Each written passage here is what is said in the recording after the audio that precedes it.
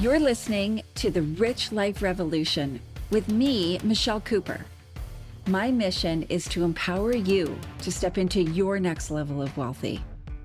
You'll hear all the deets, a little bit of inspiration, and real life takeaways so that you can create your own rich life revolution. Let's dig in. Hey girl, hey, it's me, Michelle, host of the Rich Life Revolution podcast, and I am so excited to bring this little episode here for you today. If you're an entrepreneur, you're going to want to stay tuned. Today, we are finding the hidden money in our businesses with Mara Whitener, and this can be a game changer for you. So stay tuned. So recently in my own business, I hosted a fantastic workshop with Mara where we talked about how we can uncover incredible growth and success in our company while also no longer putting our life and passion on the back burner. Mara is a business growth strategist and a fractional COO. That's Chief Operating Officer for those who are new to that term. The process that Mara took us on is the very one that she guides her own clients through, and it digs deep into the 3 places extra money tends to hide and helps you get it flowing. So, with her help, our businesses can start to look a little more like we've always dreamed they would look. And I am so excited to share her genius with you. Let's dive in because, as Mara says, cookie cutter doesn't work. Every business starts with you and your vision.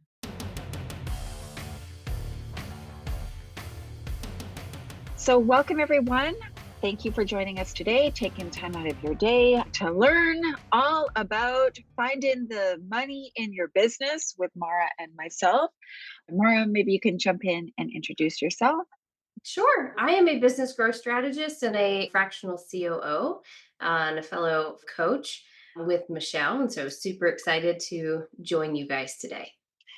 So I'll tell you how this came to be. We always do a monthly workshop for our clients and for other people who aren't clients. And Mara and I are in a group together and we, getting to know each other, getting to know each other's businesses. And I saw an opportunity for her to really share her zone of genius, her gifts with you guys as a huge benefit. I love what she does, and I think she's got a really great presentation. So I'm excited for her to dive in and deliver amazingness. So I'm going to hand it over to Mara because she is awesome. Awesome. I want to know for those of you that would absolutely love some more money in your business. Hell yeah. Who wouldn't? Yeah, right? Like, who wouldn't? Well, what if I told you you could make 4, 5, even 6 figures without looking at your finances? Like, no looking at the expense sheet, no fancy marketing techniques, no amazing sales strategies or hiring a salesperson. Doesn't require you to hustle harder 7 days a week. Who'd be in? Raise your hand. May sound too good to be true, but it's not. I'm here to tell you that it's not only true, but today I'm actually going to share with you how to do it and how I help clients do it on an everyday basis. We find the hidden money in their business where they'd actually least expect it. So I want to give you a few examples. So 3 recent clients. One, CJ, we just saved her $12,000 a year, and she was able to gain over $20,000 in monthly recurring revenue in just 30 days. Casey, she just returned from a 3-week vacation, in fact, about 2 weeks ago, returned to completely new leads gen processes, 16 new leads and 3 sales without lifting a finger. Like, she was out of communication with her entire team. And Lori, we were able to increase her revenue by 300% in just a couple of months. So who doesn't want that to happen? How about 8 figures? Listen, Karen, I'll help you to 8 figures too. Sorry, I might have been a little delayed on that comment. Hi guys, I'm Mara. As I introduced myself before, I am a business growth strategist and a fractional COO. And I know firsthand that running your business can be hard. I know because I've built, run, and scaled multiple 6 and 7 figure businesses. After earning my international business degree, I had a career. I ran an insurance marketing firm for about 8, 9 years, but I decided there's more to life than corporate. I don't know if those of you that have been in corporate, but there is totally more to life than corporate. And I wanted to find out what it was. So I made the leap of faith. I left corporate and I explored different interests of mine. And I created a business out of each and every single one of them. Several grew to 6 figures in a matter of months. But the last business grew so quickly that I had competitors and other business owners reach out for help in their business. Like, how are you doing it? Please share the secret sauce. And me and my nature, I'm like, sure, let's do it. But as a result, I burn out. So I was running my company and helping other CEOs as well. And I ended up burning out. And it made me do some soul searching. And I decided to dedicate my time full time to helping CEOs like yourself figure out how to run their business efficiently and providing strategic support. So now that is what I get to do full time. And I get to be here with you guys. Clients typically will come to me. They feel like they're spending more time in their business than on their business. Does it ever feel like your business has become your entire life instead of part of your life? Or that thought of taking a vacation or a trip away kind of makes you cringe because you're like, but I can't actually take time off. Like everything is dependent on me in my business. Well, if you're like me at a certain point, your to do list breeds overnight. You don't feel like you can get caught up. You feel like you just need to work those extra few hours. If I could just get caught up, everything will be fine. You may take days, weeks, months trying to decide what to do in your business. Like, oh, I know I need new systems. Oh, I need to do this. And you've got to do the research and you've got to make the decisions only to be frozen by indecision in the end, right? You have that big picture vision and you have the motivation to help it happen. But running the business sometimes gets a little overwhelming. Did any of that sound like you? We're actually not only going to explore how to run your business more efficiently, but then also at the same time, you get to find all of that hidden cash that is in your business. So stick around to the end. I do have something special to share with just you guys. So it all started. We all had a vision. We all had a mission, right? That passion that we wanted to build, that thing that we wanted to share, that lifestyle that we wanted to create, that thing we just like, okay, we're going to make this happen. We're so excited, right? We're going to share it with everyone. We're jumping on social media and we're talking to all of our friends about it. We're super excited. And we do like this little happy dance. Anybody do a happy dance when they got their first client, or am I the only weird one? You do that happy dance when you get your first client or your second client, your 10th client. You're like, yes, we've got it. We got it figured out. And we just figure out all the things as we go, right? We push through those things. Oh, I didn't know I needed to think about that. And we just kind of push through. We hustle. Maybe we sacrifice. But how amazing is this? We're doing what we love. We're passionate and we're making money with it too. It's super exciting. But then reality hits because there's a whole business side to doing what you love. You have to market, sell yourself. You have to create content. You have to post it on social media, send out emails, network, build relationships, create a website, build funnels. Have to figure out all the systems. Heaven forbid you need a CRM or you need to figure out QuickBooks. You got to figure out all your finances or sending out contracts, sending out invoices, following up with clients. All these opportunities start coming. You want to take advantage of all of them. So we start finding ourselves overwhelmed. Have that never ending to-do list. And before we know it, we can be spending more time doing that stuff than what we actually like doing. Don't even get me started on when you know you need help. Then you're like, oh, I know I need help in my business, but what help do I need? Then I got to go find the help and then I've got to train them. And I don't even know if I have time to train them. And then some work out, some don't. And then we have to start it all over again. But we may happen on those that say they're loyal. They stay on and then they start to grow with us. But at some point, we may have to start redoing some things that they do, or the things that they're coming back to us with aren't quite what we imagined. But we continue to grow, we continue to succeed, but the journey's a little bit rough. Like we realize that business end of our passion isn't quite so fun all the time. You're like, can I just do what I do best? I don't really want to do the whole business end of things. I just want to do what I do best. Well, it doesn't have to be frustrating. You can make it so that it is easy to run, and you can get back to what you want to do. But you do know each and every single one of those things I mentioned above, and that's not even the entire list, actually costs us money as we grow. Each and every one of those things, you can find money in your business that you're losing. And so that's what we're going to kind of uncover today. I want to show you all those little nooks and crannies to look in so that you can be much more profitable. You can find those 4, 5, 6 figures. So, what do you guys desire? Tell me what you guys want. Do you guys want more profit? Do you want more time working on your business? Do you want more opportunity to take vacations? What are you guys desiring? What do you guys want out of your business? What are you guys wanting to have more cash flow? All right. Well, the key to fixing the struggles and all of the running of your business is having the right combinations of systems, workflows, and teams in your business. It's building the back end structure of your business so that it actually supports anything and everything that you want to do. It's having the right combinations of systems in your business that fits you and your vision. It's having streamlined workflows, AKA how you do what you do, right? Making it easy and having the right people in the right places. So some of you might be asking, you're like, great, so what does this have to do with finding more money in my business? Actually, it has everything to do with finding more money in your business, because this is where the money hides. And when you address some of this and you look at some of this and streamline it, that's how you can find all of the hidden money without working longer hours and without having a single extra sale.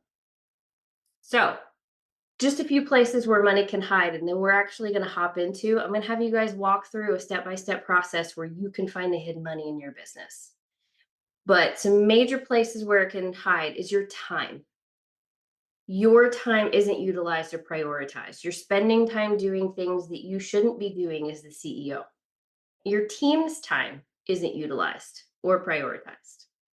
Every time that you think, well, it's just quicker or easier if I do it, right? I'm going to save money. It's just quicker. I'm just going to take that hour and I'm just going to do it, right?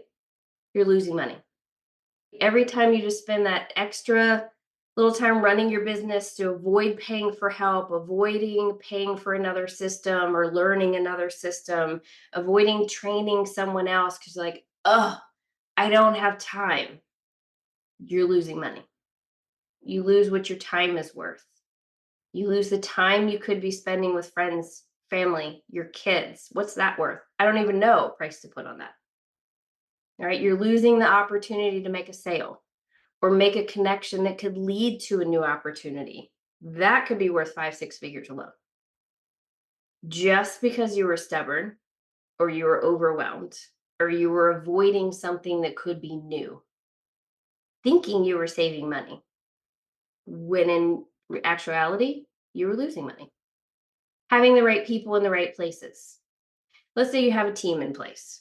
Doesn't have to be large, or maybe you just have one or two key folks on your team. They're team players. Like you found them several years ago, they're growing with you, they're team players, they're loyal, they do everything that you ask. But as you grow, they start doing things and you start asking them to do things that they aren't really experts in. Like let's say you have an assistant, you need them to build a sales funnel. They've never really built one before, but they're a team player, so they're going to jump in and help you, right? Nothing fancy, just a quick sales funnel. Well, they give it a try. They spend 10 hours working on it. Let's say your cost is $200. Sounds affordable, right? But then you get it back. It's not really what you expected. You might be a little disappointed. You might be frustrated. Like you don't really have time to do it. You just really want to be able to hand off something to your team and it comes back in the way that you want it. But this person that you had do it, they're super loyal. They're a team player. They just wanted to pitch in and help you and do it, right? So you're like, okay, I'm just going to forgive it this time and I'm going to fix it instead. So you spend 5 hours fixing it and redoing it. Let's say your time's worth $200. Say you would charge $200 an hour for your time. So that's $1,000 worth of your time plus $200 for your team cost doing it in the first place. So $1,200 in cost. Instead, if you had the right person in place with the expertise to do that task, they may cost the same $200 to do it, but they complete it how you want it done. So you get it back and it's exactly how you want it, saving you 5 hours of your time, $1,000, frustration, and headache. And that same 5 hours, you could go have 2 sales calls, close one for a $2,000 package. So instead of costing $1,200, you've just made $2,000. Who wouldn't want that one? Which option would you guys want? All right. Or in your technique, which I call, it's really a fancy word for your processes, but it's how you do what you do. A lot of us started out with some manual processes, maybe some paper, pen and paper, we're keeping track of things, or simple spreadsheets. Or I'll give you a good example. Most of us start out with having to send out proposals and contracts and invoices or some combination. So you start out and you're like, I'm going to make this easy. I'm not going to have anything fancy. I'm just going to email them a proposal document. And you've got to wait for a client to come back and then they accept it. Okay, great. Now I got to send them out a contract, and that's in a different, let's say it's over here in DocuSign. So I've got to prepare the contract and then I've got to send that out. And then I've got to ping them a few times because they forgot to sign it. And then they finally sign it. Okay, great. Now I can send them the invoice. They can pay. This is awesome. So you go over to QuickBooks. You send them the invoice. Probably have to send a couple reminders because, again, we're all busy and we forget to pay. So you have to send the reminders. Then they finally pay. How many hours of your time did that just take? You have 3 different systems. And how much time of that did you take? Instead, you could have one system with everything built in. You enter it in once, it's going to send out the proposal and then the contract and then the invoice. It also has built-in reminders. So you literally do one thing and you're done. Now, how much time have you just saved? What could you go do in that time that you just saved? So these are just a few examples. We're going to go into some more of where you can find the hidden money. So I want to go through a few real life examples really quick, just to show you how this actually works. So CJ, phenomenal client of mine. She came to me, she had some frustrations with her team performance. She wasn't getting the things done that she wanted to get done, but she didn't know how to fix it. She was frustrated because she didn't have a solution in place for when she went on vacation or her assistant went on vacation or someone was sick. Then everything got backed up and there was no other solution in place. This is a woman that had run a $20 million corporation in her previous career. So she knew there was a better way to do it. But she had searched and searched for the right solution for 5 years. She just couldn't figure it out. She kept trying to diagnose and put fixes in place for some of the little things instead of getting to the root of the issue. So she was stressed. She couldn't sleep. She felt stuck. So we sat down, we worked together. She needed to upgrade in her system. It's really just one main system that we upgraded. She didn't have the right people in the right places, so we made some shifts there. There wasn't clear and timely communication between her and her team, so we had to put in some processes there. And she had a lack of processes that meant she didn't have the stability and trust amongst her team. So what we did is we switched out a couple of systems. Really, it was one main system. We went from QuickBooks Desktop to QuickBooks Online. That was the biggest change that we made. That was it. Gave her an option to go on vacation or be sick, and people can work remote. We hired the right person as her assistant instead of the wrong person, same pay rate. But because this person was the right person, had the right qualifications for what she needed, she was able to do the same amount of work plus more in less than half the time it was taking the previous assistant to do the same work.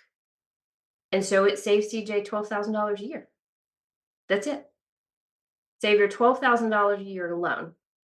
Cut CJ's workload in half because she wasn't having to switch everything up, right? And follow up behind her assistant because she didn't have the trust. Saved her enough time to allow her to sign 3 new clients in less than 30 days and over $20,000 in monthly recurring revenue. I'd sleep at night too if I got those results, huh? All right, let's walk through Lori. So Lori is an alignment and business coach. She also was frustrated with team performance, had some very loyal team members for years.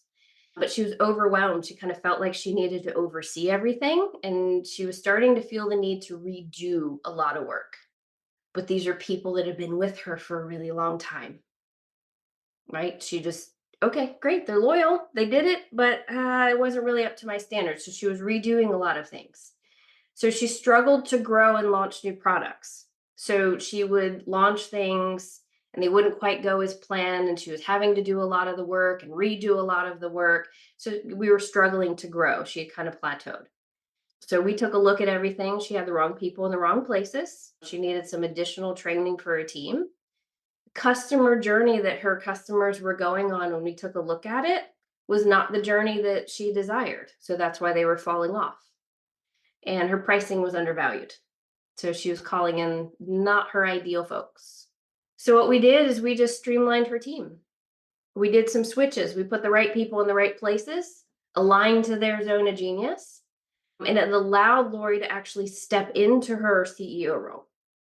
She was actually able to focus on selling, because when she gave a team member a task, the right team member, it came back exactly how she wanted it. So she was able to focus on selling and networking, bringing in business, and her team was able to actually handle everything in the back end. And she didn't feel like she needed to oversee everything. In the process, we developed a few new processes and a new role in her team to monitor and facilitate her customer journey. So there were eyes on that. And as a result, in just 1 month, she had one of her best months ever and grew by over 300%. Just making those changes. Casey's is the most recent. She is also a coach, and she's had a tremendous amount of growth in the last few years, causing a lot of work in the back end. So she was overwhelmed. Again, like Lori felt she needed to oversee everything. She was frustrated with her team performance. And she also struggled to grow and launch new products, because every time she would launch, she had a great audience. They all bought, and then all the work in the back end overwhelmed them. So she also had kind of the wrong people in the wrong places. She lacked the right support people on her team. She was trying to do it all herself. She wasn't letting go due to lack of trust in her team. And she also had the discovery, she realized she had a marketing and sales approach in looking at her business rather than focusing on the operation side of things. So what we did is we reevaluated her current and future team member duties, made some switches, and we made one strategic team member hire. One and one only. But she has a plan for, as she grows, exactly who she needs to add and exactly what they will do. So her growth, she has a plan. And she is about to explode. Within 1 month of her new hire, she went on a 3-week vacation, very little contact with her team or the outside world, returned, and she had revamped leads processes, full deployment of a new collaboration initiative, 16 new sales leads and 3 sales calls, all without lifting a finger. Now, who wouldn't want that? Who would want to go on a 3-week vacation and have all this to come back to? Kind of amazing, right? So how do you identify if a team member is, I don't want to say the problem, but like a team member is the bottleneck or the time suck in your business? Yeah, we're going to go into that here in just 1 second in a little more detail, but yeah, it's a matter of, listen, it's hard as a CEO to sit there and look at our businesses objectively, but if we can try to kind of sit back and take a look at everything that our team is doing and each team member is doing, kind of the time it takes, what their zone of genius is. Part of it is getting to know your team really, really well. I actually use human design to build my teams. So I know them at a very intimate level as to how they work, what I need to provide them to support them, how I need to communicate with them, so that I'm very, very in touch with what they do and how they do it. But it's a matter of stepping back and really analyzing it. And I'm going to walk you through some questions here in just a minute to kind of sit back and try to answer as objectively as possible so you can start to analyze that one. So this is your roadmap to extra money. Now, we won't be able to go through this entire process, but this is literally the process I walk through with clients. This is everything we take a look at. But today we're going to walk through the 3 biggest places where you can find the easiest money in your business that you guys can identify very, very quickly. Okay. But this is the entire process from start to finish of everything you kind of need to as a CEO look at in your business. You have to really get to know yourself, define your vision, be very clear with who you are, what your vision is, and what your situation is. Deep dive review of your systems, deep dive review of your workflows, your team, your marketing and sales, and making sure all of those pieces align to you and your vision. And that's how you put all the pieces together. So today I want to focus on the systems, workflows, and team, because those are the key pieces of where you're going to find some of this hidden cash. So the first one I want to look at is your systems.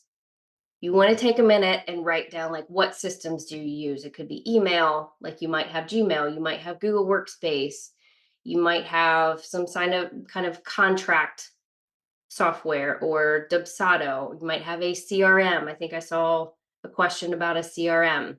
And so I'll get back to that here in just one second. All of the systems that you use, literally want you to think through every single system that you use in your it could be an app on your phone. Think through all of them, make a list, and what do they do for you? Once you have that list, you want to see if there's any redundancies. Most likely there is. We typically have a lot of redundancies in our systems. Is there room to cut out a few? Make things simpler and easier. But you also want to identify what about your systems specifically may make you frustrated, overwhelmed, tired, angry, or bitter. Any of those feelings that come up when it comes to your systems, whether it's learning a new system, whether it's a current system that you have in place, whether it's, oh, I know this isn't set up right and I really want it set up right, any of those. I want you to write those down. What issues or things are you trying to fix with your systems? What problems are your systems supposed to be solving for you? And are they solving them? Or are they making your life worse? What would you like to do better and improve on? Like I just said, oh, I know I love this system, but I don't have time to fully set it up. I know it's capable of a whole lot more, but I don't know how much more, and I don't know how to set it up. Any of those things. What could you do better? What do you want to improve on? But then I want you to write down why you haven't improved on it. Is it because you're nervous? Is it because you don't want to learn anything new? Is it because you don't know where to go? Is it because you don't know what the actual right solution is? All of those are okay answers, by the way, and they're normal answers for every CEO. We don't have all the answers ourselves. But understanding why you aren't moving forward with making something easier in your business is key, because it's going to help you get to the root of the issue. But then I also want you to focus on what works fabulous for you. If you just have like some systems, you're like, oh my God, this is the greatest system ever. I love it. It made my life so much easier. What is working well for you? Really encourage you to dive into this. When I have my operations manager, Jessica, on this call, and she goes through these questions all the time for us. Like, why are we doing what we're doing? What needs to be improved? Where is the bottleneck? Why haven't we improved it? These are really, really great questions. Because not only once you kind of answer these questions and start to do your own analysis, I mean, you can find some easy money if you have redundant systems and you can ditch a subscription here or there and save yourself money. But are there systems that are not serving you, that are actually making things more difficult on you and your team? Well, again, there's time you're losing and the opportunity for more sales you're losing, just to name a couple off the top. So this is why it's really important to analyze this. I know this is like the mundane part of business that everyone's like, ugh, I got to talk about systems and I got to talk about workflows, but this is where it gets you. This is where you lose all kinds of money in your business and you don't even know it when you don't take a look at it. All right, the next one, this is usually where people's eyes glaze over. Workflows is a fancy way of saying how you do what you do in your business. This one I do want you guys to spend some time with. Take time to write out each task in your business. Everything that needs to be done in your business, whether you do it or your team does it. This is going to take you a little while to walk through. And it could be to the point of where if you have a physical office, who changes the toilet paper? in the bathroom. Like it can be down to that minute, but I want you to write down each task and then how you accomplish that task. So if it's onboarding a client, when you get off a sales call and you onboard a client, what steps do you have to go through to complete that task? This one takes you a while, so I want you guys to spend some time with this one. And then I want you to walk through kind of some of the same questions. Are there redundancies? Are there gaps? Who on your team is responsible for doing each part? Right? Is there any part about this that makes you frustrated, overwhelmed, tired, angry, or bitter? Like, oh, I just wrote out that workflow and that takes forever. It's probably something you need to address and you can streamline and make it easier on yourself.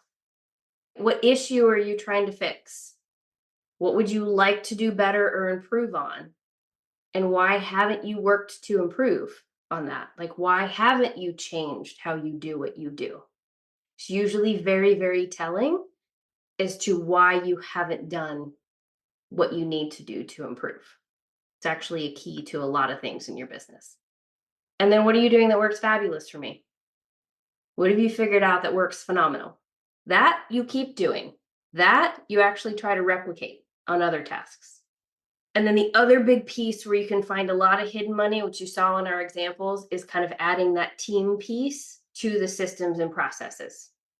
So really, to have a very streamlined business, you need to have the right people in the right places. And this doesn't have to be W-2 employees. This can be contractors or resources that you pull in periodically to help you. Okay. Doesn't mean you have W-2 employees, but you have a team. You have people that help you do what you do.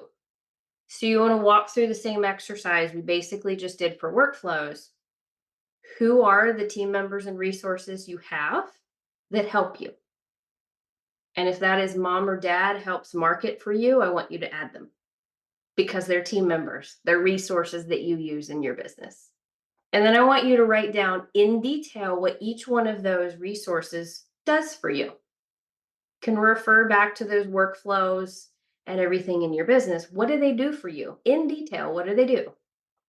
But then I want you to focus on what you love about what they do and what you not love about what they do. Usually, if you will try to take an objective look, take the emotion out of it, take the fact that they've been with you for 4 years through the ups and the downs, and they're really loyal and you love them and they're great, take that out of it. I want you to just focus on what they do for you, what you love about what they do for you, and what you don't love about what they do for you. This is where you start to uncover what Michelle was asking about before, where the bottlenecks are. And it's usually in the what you don't love about what they do. Because as much as we may love a team member, there's that nagging little thought, oh, it just irritates me when they do that. I really wish they would do that differently. I want to be able to hand off this to somebody and have them do it, right? Any of those little feelings that are coming up. And then I want you to walk through these same questions. Do you have team members working on the same thing? Or are there gaps? This is where you start to identify if you don't have all the right resources in place. It's where those questions of, I know I need help, but I don't know what help I need. This is how you start to identify exactly where those gaps are. What makes you frustrated, overwhelmed, tired, angry, bitter? Go through these same questions in regards to your team and the resources that are on your side. What you start to uncover is where the gaps are. What you start to uncover is where the roadblocks are. Taking some time out of your business and setting aside some time to walk through some of this can be very, very eye-opening if you take the emotion out of it. Sometimes we can, sometimes we can't as the CEO. So what if I gave you a step-by-step blueprint to find your hidden money? You're like, yay, I don't have to go through this myself. All right, sometimes, like I alluded to before, these are great exercises to walk through as the CEO. You need to be able to analyze your own business, identify some gaps. But sometimes we're too close. Sometimes we're emotionally and physically invested. I know I am. I get an outside perspective on my business, right? We're being pulled in too many directions. There may be multiple things in my blind spot. But knowing how to walk through these exercises is good for you to stay in touch with you and your business. So when I work with clients, I create a custom plan for them. So we start with that entire roadmap. Like you and your vision come first. We want to make sure your entire business, down to the system, down to how your schedule is blocked, is aligned with you and your vision. We make sure you're going to have the right people in the right places that are going to support that vision.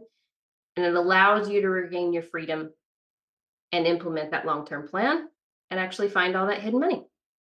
So what we do is we unpuzzle your business. So we're going to pinpoint actually what's going on. By walking through that entire process, we're going to get down to the root cause rather than just the symptom. And we're going to craft a custom strategy. I use human design with all of my CEOs to help tailor and create that unique plan. And then you have that plan to implement. We will walk alongside you to implement, or you can have our team support in helping to implement. So an important thing for everybody, like we want to have really solid processes in place with examples and that kind of stuff, right? Step by step.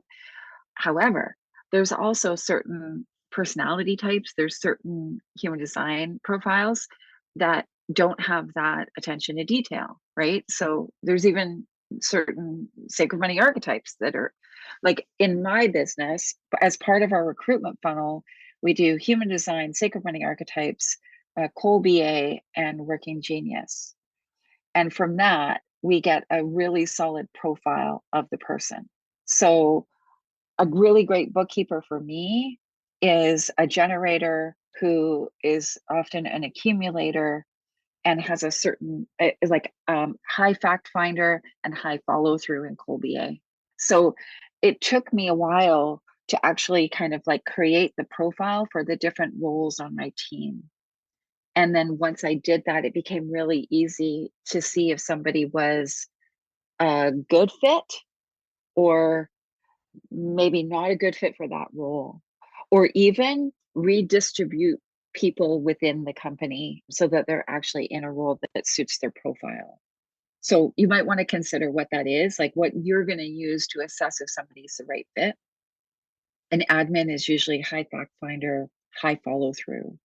You don't want a visionary person in there. All good points on that one. You definitely want to make sure, find whatever tool that you identify with that works for you. You know, human design is mine, but that's how I build my team. And I'm going to cater to their zone of genius and their type of personality and like what they're good at to really custom build my team. And I would also add that you should have this kind of profile in mind, regardless of whether somebody is an employee or a contractor or a service provider, right? Like if you're interviewing new accountants kind of thing, like you should kind of be asking them those questions, right? They may have the answers, they may not want to share them, but anybody who's working on your business, you've got to understand if they are the right fit for you.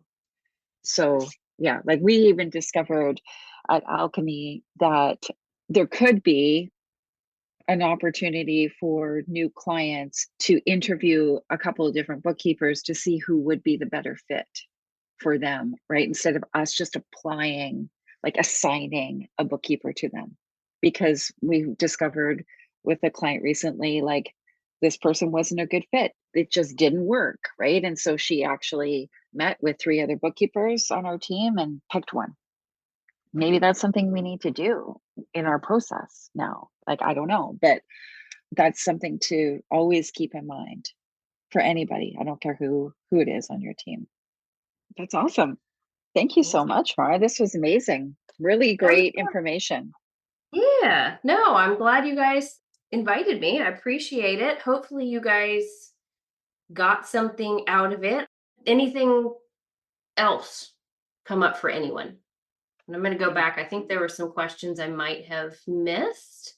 Louise, you had a CRM question. You've been thinking about getting a CRM. You're in the education field and you have learning products and training for teachers. So how do you deliver those products?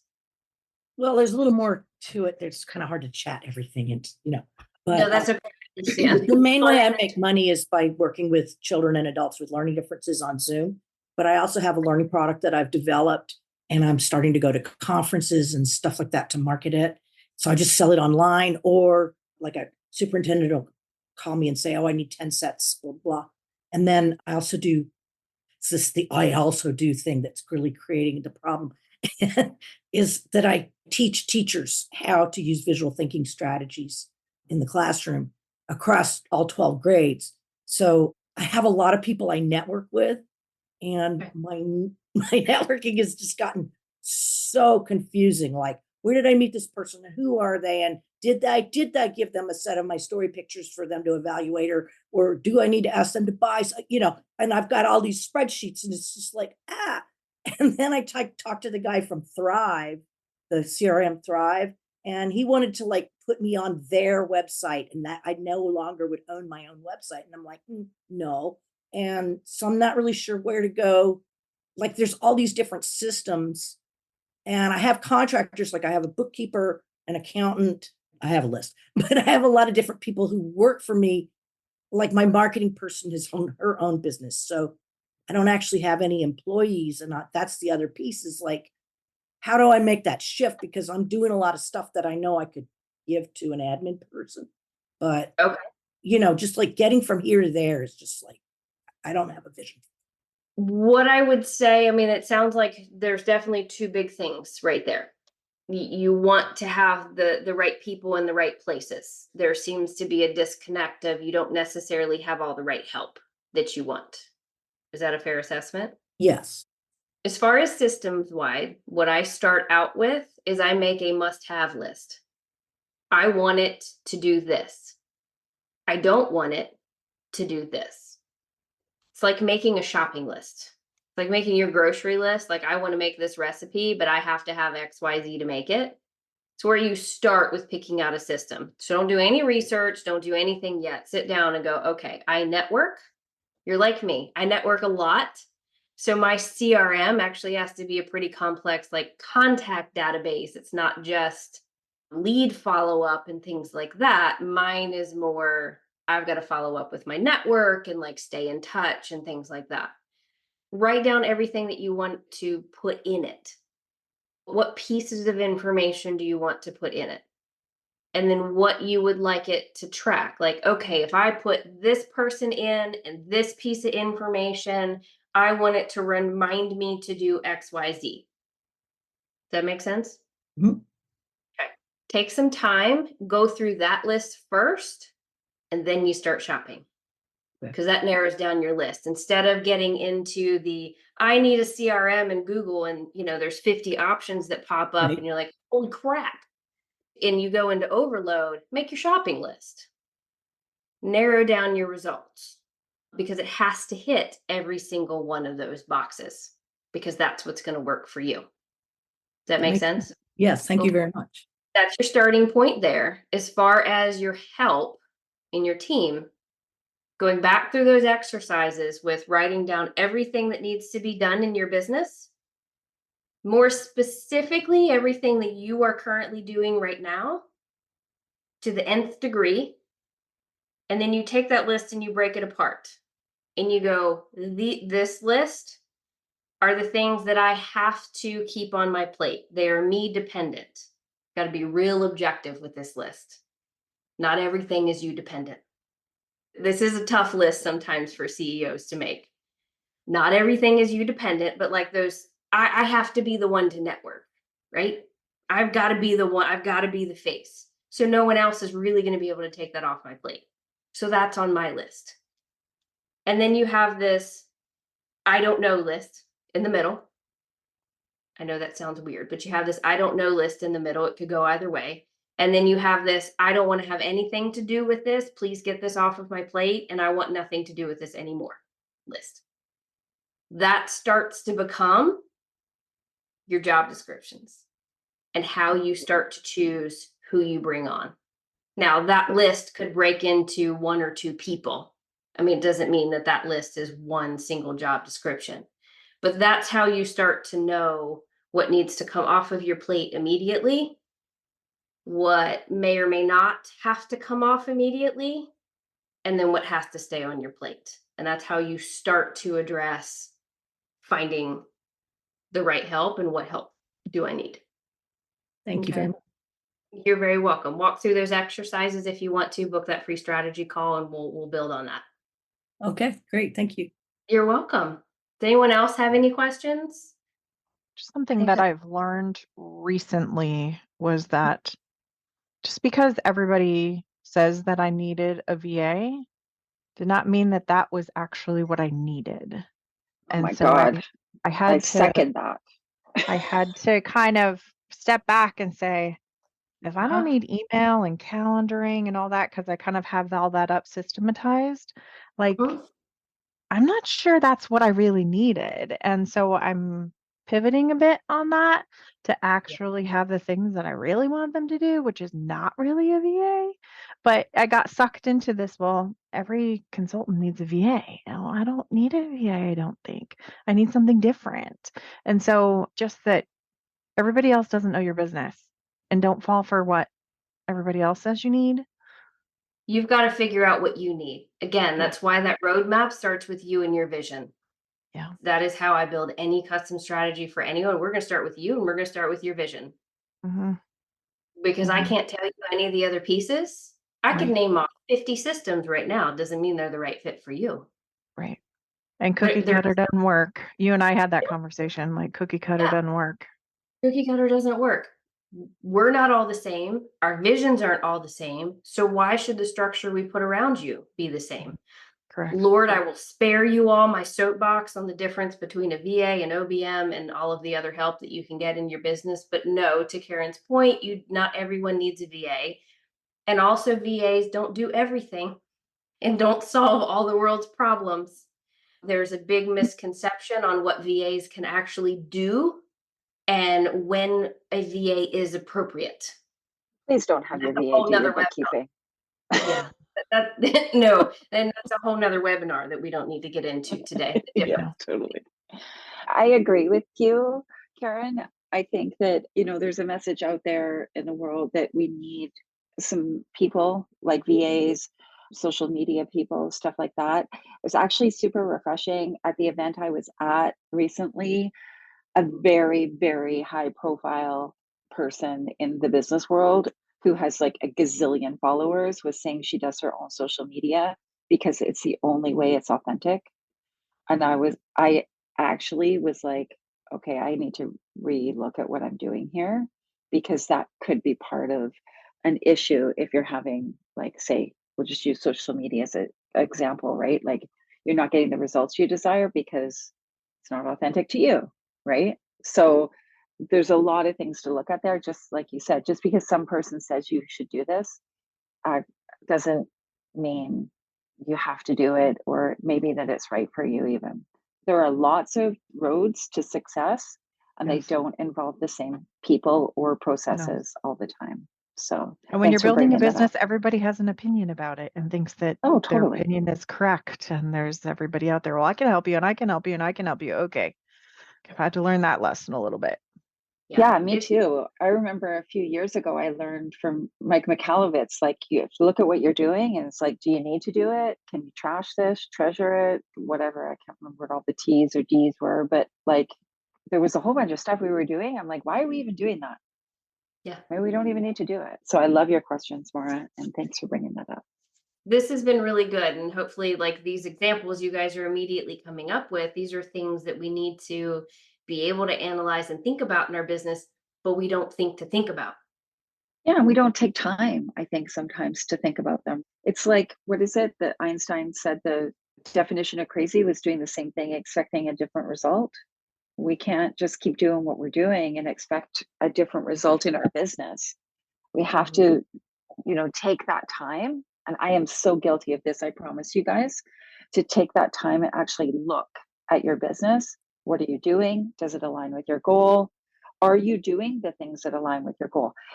Hey, you know what? I'll share with you guys from my mastermind a few months ago, which totally goes along with what Mara was talking about, is our mastermind gal had us look at our calendar for a month and calculate how much time, like, put your time in buckets, how much time you spent on sales activities, client activities, admin, like all the different things that you spend your time on. And if your goal was revenue growth, mine was, I was only spending 3% of my time on revenue generating activities, like client acquisition activities. So how am I going to grow my revenue if only 3% of my time is spent on lead gen or client acquisition? I was like, what? Immediately, I had to make changes. And what I saw in the 2 months after that was a huge uptake in revenue. So you can audit your calendar and put it into a bucket and see what is the percentage of time and does that actually align with your goals? That's a great way to look at it. It's another way to approach and then add some of these other questions when it came to what are the Yeah, tasks in your business? Who's doing them? And like I mentioned, we fall into this trap of, well, it's just easier if I'll just do it myself. It's just easier. I don't know that I have the help for that. And next thing you know, hours go by and we're doing all of these things ourselves because I don't want to learn another system. I mean, I am the systems girl and I'm guilty of that one too. I'm like, "Geez, I don't want to learn another one." Sometimes we need to, like, what are you doing? What are you not doing to actually improve your situation? Are you part of the roadblock? yeah. Are you standing in your own way? I will mention this for anyone that is interested to Michelle's point. I am co-hosting a retreat in Bali in the fall that we're literally going to walk through all of this and get you clear on exactly who you are, what your vision is, and how you want to work, what your offer gets you really, really focused, and then build your 2025 plan and get you all set up for next year. So if anybody wants information, let me know. But it all starts with you and your vision, period. Like Karen was saying, everyone has an opinion and everyone wants to tell you what to do. It's really not what everyone else thinks you should do. It's what you should do for you. Awesome. Thank you so much, Mara. This is amazing. I encourage you guys to reach out to Mara, book a call with her, get your strategy all sorted out. It's all really great information. So thanks for hanging out with us. Awesome. Thanks, guys. I appreciate Awesome. it. Thank you. So I hope you found this episode useful. It was eye-opening for myself and for some of my clients in my business. And I think the 3 takeaways that I took from this episode is rooting out those roadblocks. So what we discover when we break down each of the factors and how different that can look, but how the process of breaking this down looks fairly similar, right? So writing down every single component, every program you use, every task you carry out, and every team member you work with. Identifying what frustrates or angers you about any point on that list, and also identifying what's working the greatest. And then identifying any overlaps or gaps that exist. So I did this in my business. I created a huge Google Doc that listed out every single person that works in my company and everything they do. And we saw very clearly where there were overlaps, and we saw where there were gaps. And we also saw where maybe I was wearing too many of the hats. I really, really appreciate how Mara said to identify what frustrates or angers you. In my human design, frustration is my not self. So I specifically need to pay attention to that emotional response, because that is a gift that is telling me something. If you enjoyed this episode, please give us a rating on your favorite podcast platform. I would love to hear a review. I would love for you to share this with your friends, your family, all of your world. And I would love to hear what you want me to do on this podcast. So if you want to hear an interview with a specific guest, if you are looking for a specific piece of information, please send this over in a DM in any of the social media platforms. I am at Michelle B. Cooper. Thanks for hanging out with me. I hope you got at least one gold nugget today. Be sure to grab your copy of the Rich Life Revolution workbook to help you set the foundation for your next level of wealthy. Get it now at richliferevolution.ca, and I'll see you later.